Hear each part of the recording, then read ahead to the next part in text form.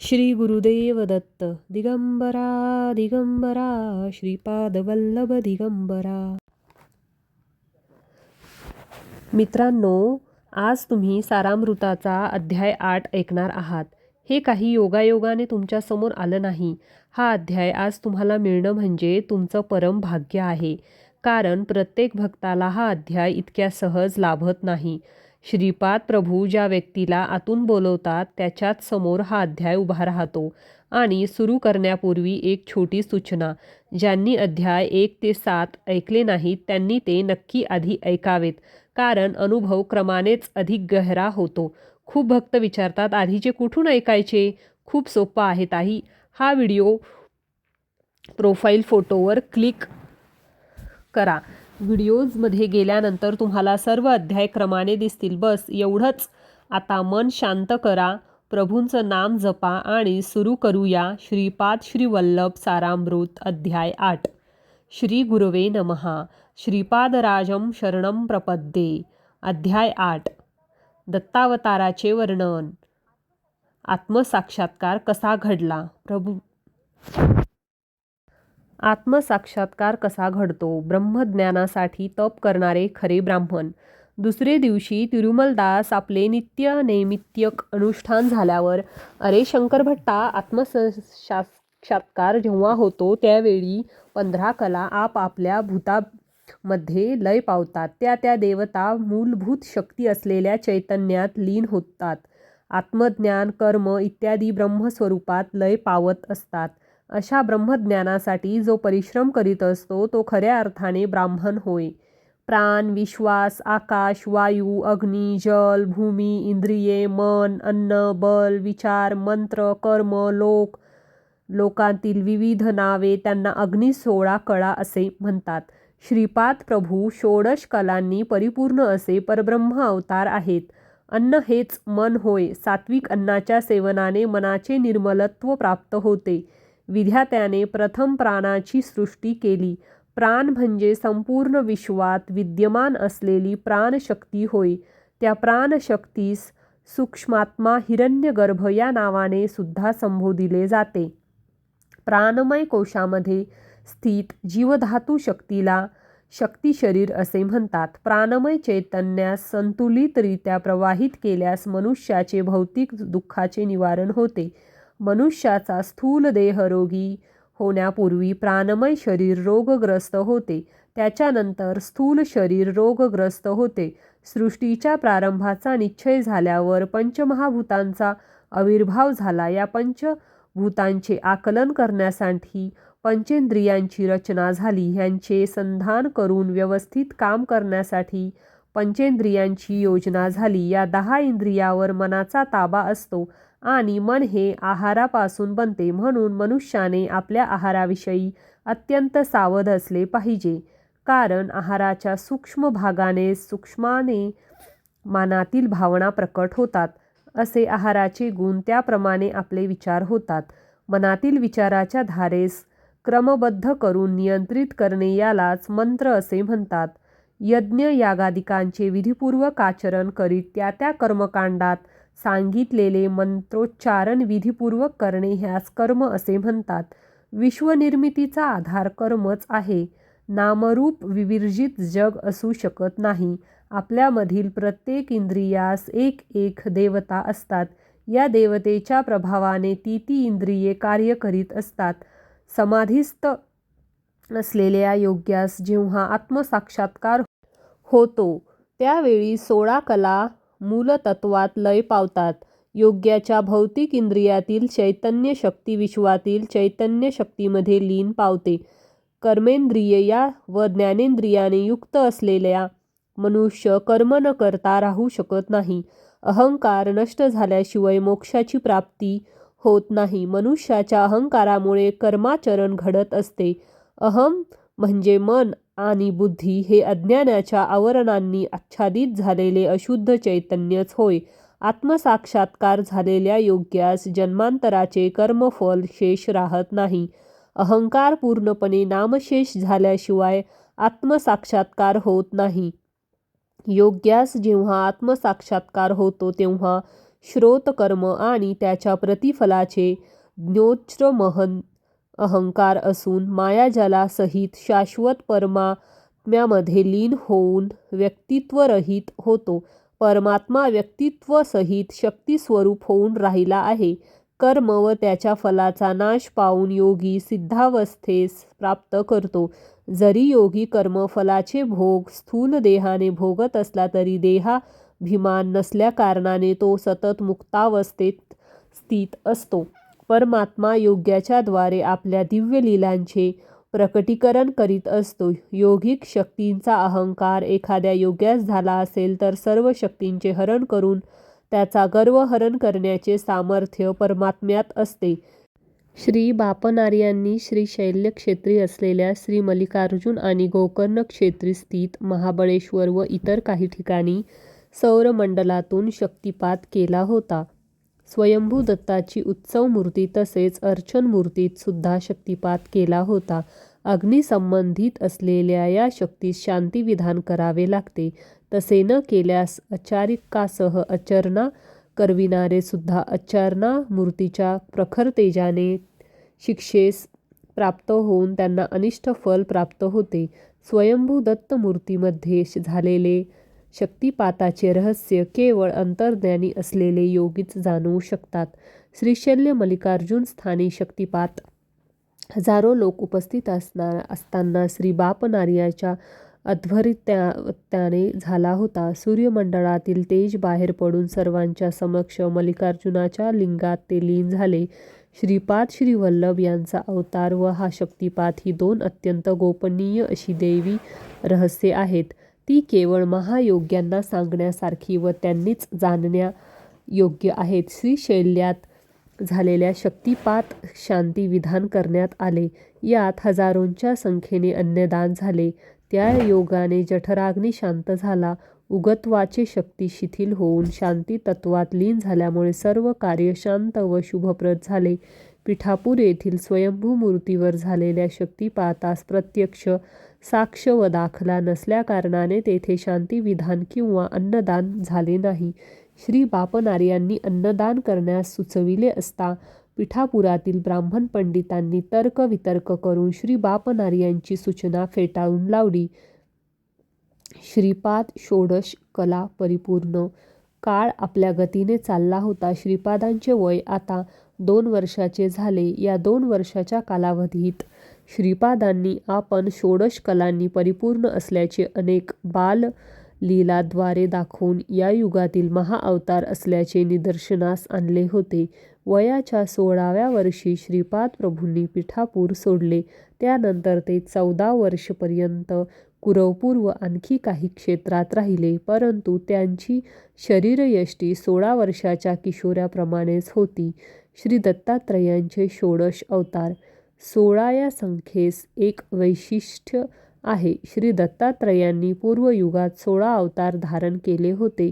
ते असे: 1 योगीराज, 2 अत्रिवरद, 3 दिगंबरावधूत, 4 कालाग्निशमन, 5 योगीजन वल्लभ, 6 लीला विश्वंभर, 7 सिद्धराज, 8 ज्ञानसागर, 9 विश्वंभरावधूत, 10 मायामुक्तावधूत, 11 आदिगुरु, 12 संस्कारहीन शिवस्वरूप, 13 देवदेव, 14 दिगंबर, 15 दत्तावधूत, 16 श्यामकमललोचन. श्री दत्त प्रभू भोग व मोक्षाचे दाते होते. त्यांची आराधना करण्यासाठी केवळ त्यांच्या पादुकांची आराधना केली असता पुरे. 4 वेद श्वानरूपाने त्यांच्या पादुकाजवळ साऱ्या अपवित्रतेस पवित्र करीत त्यांच्या चरणकमली पडून असतात. श्री दत्तात्रयांच्या पवित्रतेची कल्पना करण्यास मानव तर काय, देवता व स्वक्त ऋषी सुद्धा असमर्थ होत. युगांतरी जेव्हा वामनावतार झाला तेव्हा त्यांचे समकालीन असलेले श्री वामदेव महर्षीचा सुद्धा जन्म झाला. त्यांच्या जन्मसमयी मातेच्या गर्भातून केवळ क्षीर बाहेर आले व 4 दिशांचे अवलोकन करून पुन्हा गर्भात निघून गेले. तेव्हा देवता व ऋषीगणांनी प्रार्थना केल्यावर श्री वामदेवांनी पुन्हा जन्म घेतला. ते जन्मतः शुद्ध ब्राह्मज्ञानी होते. त्याचप्रमाणे श्रीपादांच्या जन्मसमयी सुद्धा घडले. ते केवळ ज्योतिस्वरूप होते. याप्रमाणे 2 वेळा जन्म घेतल्याने ते आजन्म द्विज होते. ते संपूर्ण अखंड अनंत अद्वैत सच्चिदानंद घन असल्याकारणाने या अवतारात त्यांना गुरु अशी युक्त नव्हती. वास्तवात ते त्रिमूर्तीचे रूप नसून त्रिमूर्तीच्या अतीत असलेले एक विशिष्ट तत्व होते. म्हणून त्या त्रिमूर्तीस अतीत असलेले चतुर्थ तत्व असल्याचे सुचविण्यासाठी त्यांनी चतुर्थीस अवतार घेतला. मातेच्या गर्भातून बाहेर येऊन पुन्हा गर्भस्थ झाले असता महायोगी सिद्धपुरुष व देवतांच्या प्रार्थनेस प्रसन्न होऊन पुन्हा जन्मल्यामुळे ते आजन्म ब्रह्मज्ञान संपन्न होते. चित्रा नक्षत्राच्या अधिपती अंगारक मंगळ आहे. तो ग्रह पाप नीच स्थानी असता सकल जीवराशीस अमंगलप्रद ठरतो. सकल अमंगळाचे हरण करून शुभमंगलत्व प्रदान करण्यासाठी प्रभूंनी चित्रा नक्षत्रामध्ये जन्म घेतला. चित्रा नक्षत्र असताना श्रीपाद प्रभूंचे पूजन केल्यास विशेष फलप्रद ठरते. श्रीपाद प्रभू साक्षात धर्मशास्ते आहेत. ते हरिहरात्मज श्री अय्यप्पा स्वामी असल्याचे सुचविण्यासाठी त्यांनी तुळ राशीमध्ये जन्म घेतला. ते जाणत नाहीत असे धर्मशास्त्रच नाही. धर्मसंकटात सापडलेल्या मनुष्याने त्यांची प्रार्थना केल्यास त्यास पथप्रदर्शनाचा लाभ होतो. सूर्य हा ग्रहांचा अधिपती आहे. सिंह लग्नामध्ये जन्म घेतल्यामुळे ते सकल विश्वाचे नाथ व दरबार भरण्यासाठी जन्म घेतलेले जणू काही चक्रवर्तीच आहेत असे सूचित होते. श्री दत्तप्रभूपासून त्रिमूर्ती आणि त्रिमूर्तीपासून 3 कोटी देव व त्यांच्यापासून 33 कोटी देवता उत्पन्न झाल्या. म्हणून केवळ श्री दत्त नामस्मरणाने सकल देवता स्मरण केल्याचे फल प्राप्त होते. श्री दत्तप्रभूंच्या ब्रह्ममुखास ऋषीपूजन करावे. विष्णुमुखास श्री सत्यनारायण व्रत व विष्णू सहस्त्रनामाने पूजन करावे. त्यांच्या रुद्रमुखास रुद्राभिषेकाने अभिषिंचन करावे. श्री दत्तप्रभूंच्या ब्रह्ममुखाच्या जिवेवर सरस्वतीचा निवास आहे. विष्णुमुखाच्या वक्षस्थळी लक्ष्मीचा वास आहे. रुद्रमुखाच्या वामभागी गौरीचा वास आहे. सृष्टीतील सकल श्रीदेवता शक्ती श्रीपादांच्या वामभागी व पुरुष देवता शक्ती दक्षिण भागी विराजमान आहेत.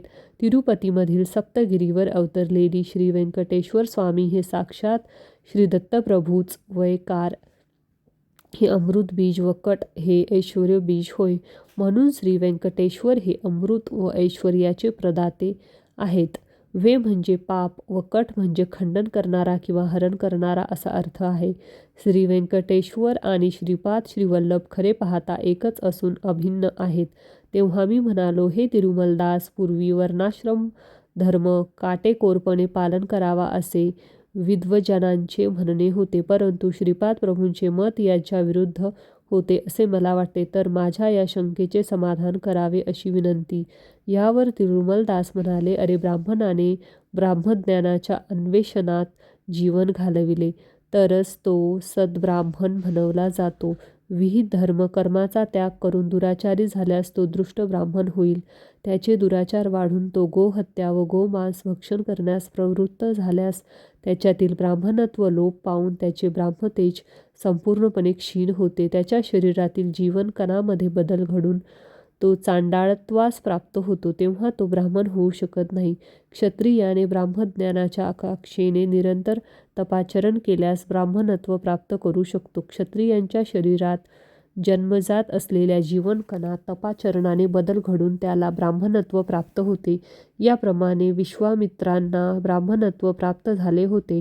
शनिग्रहाचे 3 राशीत म्हणजे 7.5 वर्षे पर्यंत चलन असते. तेव्हा प्रत्येक मनुष्याच्या शरीरातील जीवनकणामध्ये बदल घडतो.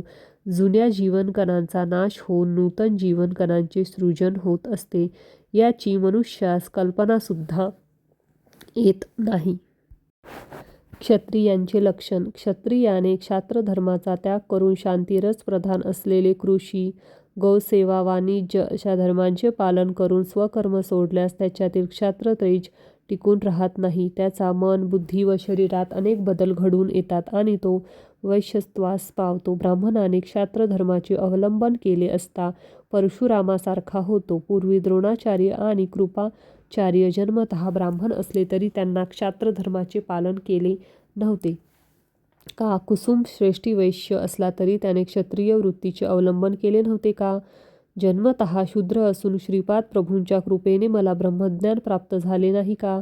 निरंतर प्रयत्नाने शूद्रसुद्धा वैश्य, क्षत्रिय किंवा ब्राह्मण होऊ शकतो. केवळ एका विशिष्ट वर्णात जन्म झाला म्हणजे यम, धर्म, शिक्षा आचरित आहे किंवा नाही असे नसून आपापल्या शुभकार्य कर्माच्या फलावर आपला वर्ण अवलंबून आहे. जन्मतः शूद्र असलेल्या मला पुढचा जन्म ब्राह्मणाचा मिळू शकेल, तसेच जन्मतः ब्राह्मण असलेल्यास पुढचा जन्म शूद्राचा सुद्धा मिळू शकतो. सामाजिक कारणासाठी वर्ण व्यवस्था करण्यात आली. परमात्म्याचे मुख ब्राह्मणत्व, बाहू क्षत्रियत्व, उरुवैश्यत्व व पाद शूद्रत्वाचे सूचक आहे, असा श्रीपादांनी एक निर्णय सांगितला. तू माझ्या आतिथ्याचा स्वीकार केलास. माझ्या घरचे भोजन हे ब्राह्मणाच्या घरचेच भोजन होय. कर्मरहस्य. निरंतर श्रीपादांचे नामस्मरण व ध्यान केल्याने येथील परिसरातील वातावरण शुभप्रद आणि पवित्र अशा स्पंदनाने भरले आहे. जन्मतः नरसावधानी ब्राह्मण असले तरी त्यांच्या घरात भौतिक, मानसिक व आध्यात्मिक स्पंदने विषपूरित असल्याकारणाने तेथील वायुमंडलात कलुषित झाले होते. या कारणाने श्रीपाद प्रभूंनी त्यांच्या आतिथ्यांचा स्वीकार केला नाही. यातील हे रहस्य आहे बरे का? जीवन परिणाम क्रमाने किंवा विपरिणाम क्रमाने कर्मसूत्राच्या अनुसार जन्म घेण्यास वर्ण आवश्यक आहे, नाही का? यासाठी वर्णाश्रमाची योजना झाली. जॉन हा जर्मनी देशाचा रहिवासी असून सुद्धा त्याला ब्रह्मज्ञानाची अत्यंत जिज्ञासा लागली होती. परिणाम कर्माच्या शेवटच्या अवस्थेत त्याला कुरवपुरी श्रीपाद प्रभूंचे दर्शन झाले व अमोघ अशा अनुग्रहाची प्राप्ती झाली.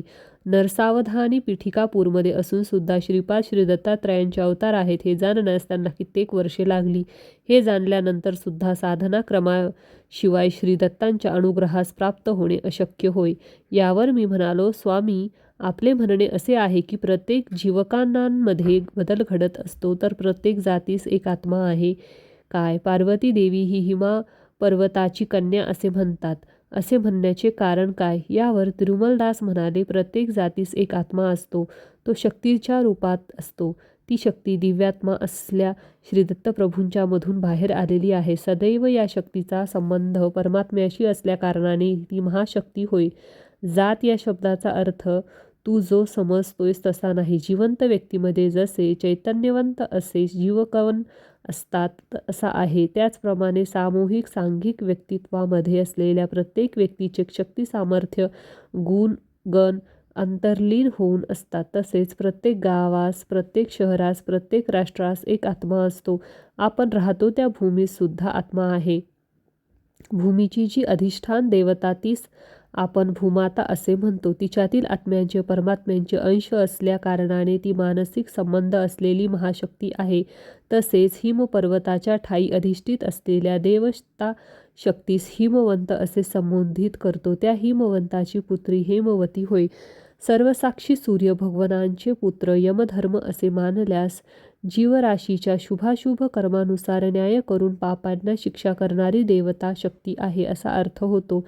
जगातील सारे प्राणी मात्र आपापले कार्य करण्यासाठी सूर्यापासून ऊर्जा प्राप्त करतात. आकाशात विराजमान असलेले सूर्यबिंब वेगळे व त्याच्यात अधिष्ठित असलेले देवता स्वरूप देवतात्मा वेगळे. श्रीपाद वल्लभ वयाच्या 30व्या वर्षी गुप्त होतील असे मी तुला सांगितले होते.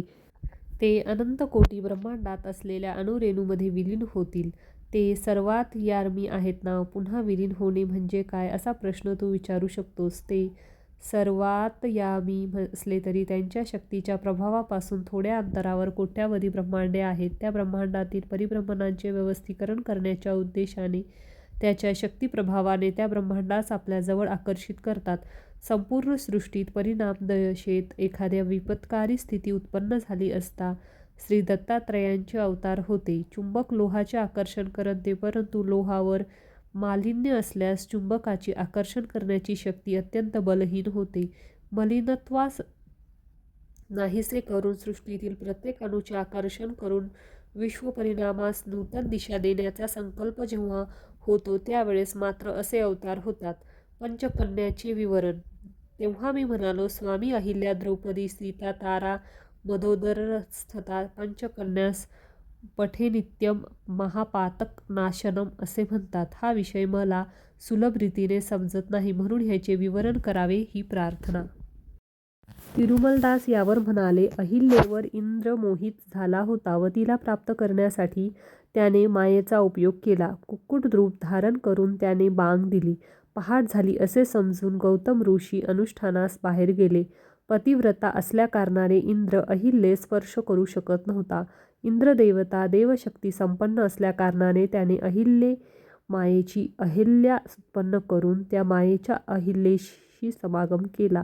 माया अहिल्येच्या शरीरातील जीवाणू इंद्राच्या तीव्र अशा इच्छामुळे उत्पन्न झाली होती. माया अहिल्या व इंद्र समागम करीत असताना गौतमाने पाहिले व क्रोधित होऊन त्या दोघांस शाप दिला. अहिल्या म्हणाली, हे मुनिवर, आपण हे काय केले? अध्यात्मात अहिल्या गौतमापेक्षा उच्च स्तरावर होती. अहिल्येच्या शापामुळे गौतम ऋषी 12 वर्षापर्यंत भ्रमिष्ट होऊन तदनंतर शिवार्चना करून स्वस्थ झाले. अहिल्येची मनशक्ती जड झाल्याने तिचे शरीर मन जडत्व पावून शिळा झाली. श्रीरामाच्या चरणधुळीने अहिल्येचे शाप विमोचन झाले म्हणून अहिल्या परमपवित्र आहे असे जाण शापग्रस्त झालेला इंद्र पंचपांडव म्हणून जन्मास आला. 5 रूप 5 मन असले तरी त्यास आधारभूत असलेला आत्मा एकच हा एक विचित्र असा विषय आहे. सचीदेवीचा आविर्भाव यज्ञकुंडात द्रौपदीच्या रूपाने झाला. ती अयोनिजा आहे.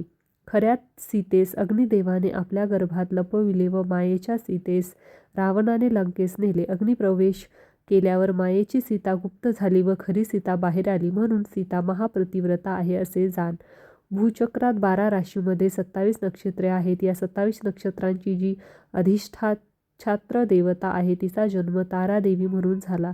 ती भर यौवनात असताना गुरुग्रहाचे अधिष्ठात्र देवता असलेले बृहस्पती मोहित झाले व तिच्याशी विवाह केला. वृद्ध पती यौवनवतीस तृप्त करू शकत नाही हा विषय धर्मविरुद्ध आहे म्हणून विवाहसमयी केलेले शपथेचे उल्लंघन झाल्यास क्षती नाही. तारादेवीच्या मनात बृहस्पतीविषयी कधीच पती असल्याचे भाव उत्पन्न झाले नाहीत. तारादेवीच्या मनात पतीचे भाव उत्पन्न करण्याची जबाबदारी बृहस्पतीची होती. तसे न करता सकल धर्मांचे ज्ञाते असलेले बृहस्पतीने धर्मविरुद्ध आचरण केले. तारादेवीच्या शरीरातील जीवाणूंचे तिच्या मनप्रवृत्तीप्रमाणे बदल घडले. तिच्या मनात चंद्राचे रूप स्थिर झाले असून तिचे हृदय चंद्राधीन झाले होते. ह्याप्रमाणे बदल घडलेली तारादेवी व पूर्वी बृहस्पतीस विवाह केलेली तारादेवी भिन्न होत म्हणून ताराचंद्र यांचे मिलन हे धर्मविरुद्ध नाही. सृष्टीनियमाप्रमाणे 27 नक्षत्रातून भ्रमण करणे हा चंद्राचा धर्म होय, गुरुग्रहाचा नव्हे.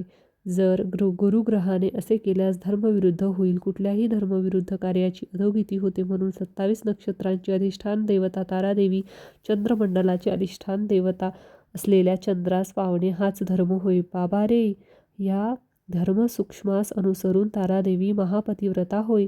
भीष्माचार्य शय्येवर असताना युधिष्ठिरास हितोपदेश केला. भीष्म म्हणाले, कुकर्म घडत असता शक्यतो त्याचा विरोध केला पाहिजे किंवा अधर्म घडत असलेल्या त्या स्थलाचा त्याग केला पाहिजे. यावर द्रौपदी खुदकन हसली. त्यावर भीष्म म्हणाले, ज्यावेळी द्रौपदीचा मानभंग झाला तेव्हा माझे वागणे अनुचित होते, कारण त्यावेळी मी दुर्योधनाच्या आश्रयात होतो. त्यांच्या अन्नसेवनाने माझे रक्त कुलुषित झाले होते, बुद्धिभ्रष्ट झाली होती. आता ते कुलुषित रक्त माझ्यात नसून बुद्धी कल्मषरहित झाली असून ज्ञानोदय झाला आहे. जीव परिणाम दशेत अनेक जन्म घेत असतो. थोड्या जन्मात स्त्री तर थोड्या जन्मात पुरुष होतो. मानव जन्माव्यतिरिक्त पशु पक्ष्यादींचा सुद्धा जन्म घेतो. जन्मांतरी मदोदरीचा पुरुष जन्म होतो. त्या जन्मांमध्ये तिला एक चंचल स्वभावाची, एक दुष्ट स्वभावाची व एक मृदू स्वभावाची अशा 3 पत्नी होत्या. इहजन्मी चंचल स्वभावाची पत्नी वानर होऊन वाली झाल्या, दुष्ट स्वभावाची पत्नी राक्षस होऊन रावण झाला व मृदू स्वभावाच्या पत्नीचा विभीषण म्हणून जन्म झाला. कल्पांतरी हे तिघे मदोदरीचे पुरुष जन्म असता तिचे पत्नी होते. पर ती या जन्मी चंचल वृत्ती असलेल्या वाली ह्यांची पत्नी झाली व त्यापासून अंगदाचा जन्म झाला.